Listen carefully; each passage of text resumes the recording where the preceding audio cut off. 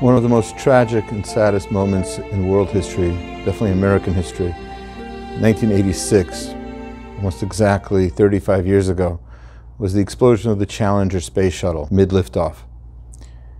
When there was an investigation on how that happened, famous Nobel Prize-winning physicist Richard Feynman found it had to do with a small little detail. I think he can explain it best. Oh, I took the stuff that I got out of your seal and I put it in ice water.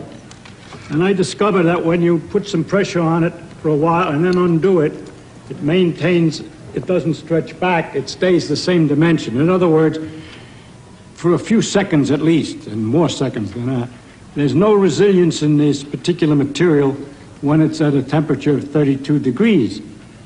I believe that has some significance for our problem. So when the Torah goes into detail about how the Mishkan was made, how the clothing of the Kohen Gadol was made, Rabbi Adin Steinsaltz explains that just like any kind of spacecraft, a space shuttle, or a satellite that leaves this atmosphere, every single tiny detail has immense impact.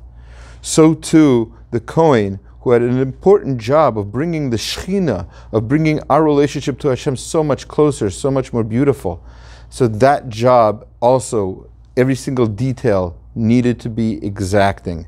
And so when we learn about that, and when we go through our own avodah, our own experience getting closer to Hashem, even on Shabbat, which is this holy day, when we get this feeling of closeness to Hashem if we want it. So every single detail is very, very important. Are you carrying a napkin in your pocket? Does it really matter? Does anybody really know? Yes, Hashem knows. And Hashem cares about what you're carrying in your pocket. Hashem cares if there's an eruv and if it's a kosher one. Hashem cares how you dress and how you behave and how you interact with other people. Every single detail of our lives is important, and every single detail makes sense as long as we're living our lives in a way that brings us closer to Hashem. Shabbat Shalom.